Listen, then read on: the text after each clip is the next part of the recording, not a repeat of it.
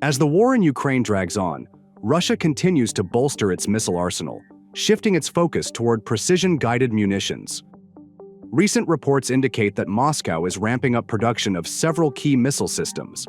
This move signals Russia's intent to sustain and possibly intensify its missile strikes, countering Western-supplied air defense systems in Ukraine.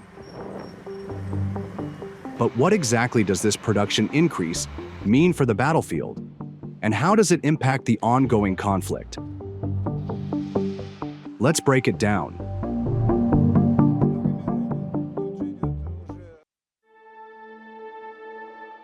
Alongside the surge in glide bomb production, Russia is also scaling up its missile manufacturing efforts. The Kh-47 Kinzhal hypersonic missile, the Kh-101 cruise missile, and the Iskander ballistic missile are reportedly at the center of this expansion. This assessment comes from the Royal United Services Institute, which has analyzed Russia's evolving military strategies. These reports align with previous findings from Reuters, which revealed satellite images obtained from Maxar Technologies. The images show significant expansion at 5 Russian missile production complexes, specifically those involved in manufacturing solid-fuel missile engines. The scale of the construction strongly suggests that the Kremlin is preparing to increase its missile stockpiles for the ongoing conflict in Ukraine. However, at the time these images surfaced, Russian authorities refrained from issuing any official response. Then, in March 2025, Ukraine's Deputy Chief of Defense Intelligence spoke to RBC Ukraine, stating that Russian missile production levels had not significantly changed from 2024. However, he noted a shift in manufacturing priorities. According to his assessment, Russia aims to produce hundreds of missiles for attacks on Ukraine throughout 2025, including an estimated 750 Iskander, 9 M723 ballistic missiles, and 560 Kh-101 cruise missiles. While these figures have yet to be officially verified, their feasibility remains a key question.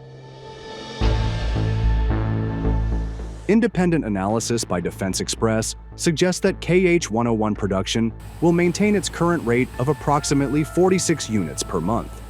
Meanwhile, production of the 9 M723 ballistic missile is expected to rise by 25% compared to December 2024, reaching 62 units per month.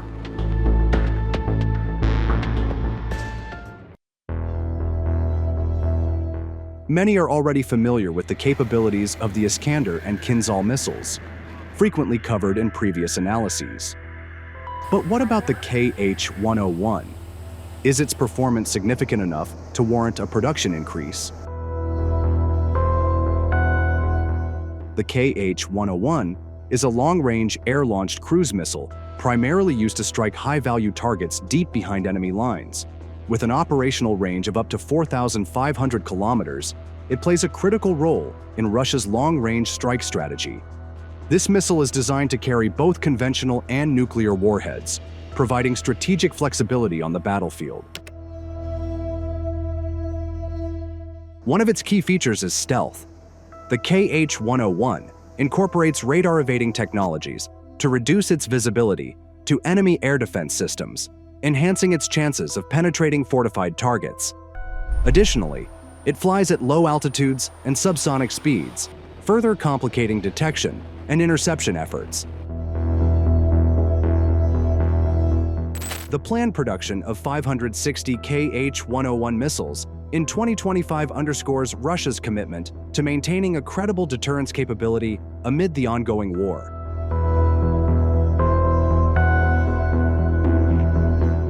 Despite facing economic and logistical challenges, Russia has demonstrated resilience in missile production.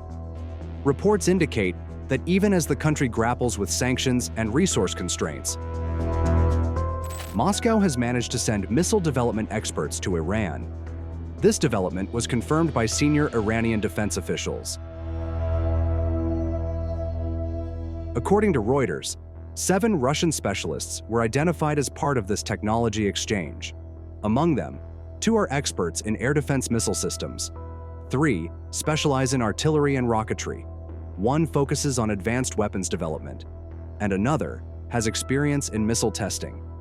This collaboration is likely mutually beneficial, as Russia is expected to ramp up drone production, a domain in which Iran has already played a key role. Russia's reliance on Iranian-designed Shahed drones has had a significant impact on Ukraine's battlefield dynamics. Given their past cooperation, further joint development efforts could enhance Russia's missile and drone capabilities, posing new challenges for Ukrainian defenses.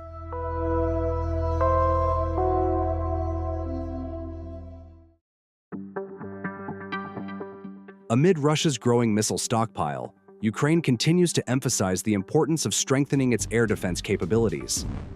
While the country initially relied on Soviet-era systems, such as the long-range S-300 and medium-range Buk, it has had to adapt to dwindling missile stockpiles and an ever-evolving threat landscape.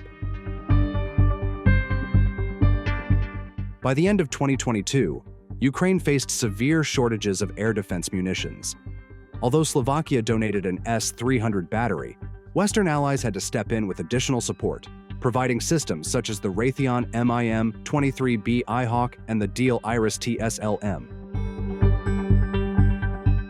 Between late 2023 and early 2024, however, Ukraine faced delays in receiving air defense systems due to European logistical issues and a stalled U.S. aid package.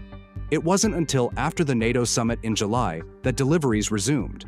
The Biden administration prioritized shipments of NASAMS and Patriot interceptors to Kyiv, but the overall increase in production still falls short of meeting both Ukrainian and Allied demands. Despite these challenges, Ukraine's air defense network has proven remarkably resilient, adapting to 3 years of relentless Russian missile and drone strikes. A primary focus of these attacks has been Ukraine's energy infrastructure, which remains vulnerable to sustained bombardment. Continued Western support is crucial in light of Russia's missile production surge. However, political uncertainty in the United States could affect future aid. Former President Donald Trump recently criticized the scale of U.S. assistance to Ukraine, raising concerns over whether military support will continue at current levels. Ukrainian President Volodymyr Zelensky has already voiced concerns over potential shortages of Patriot missile interceptors, highlighting the urgent need for sustained international assistance.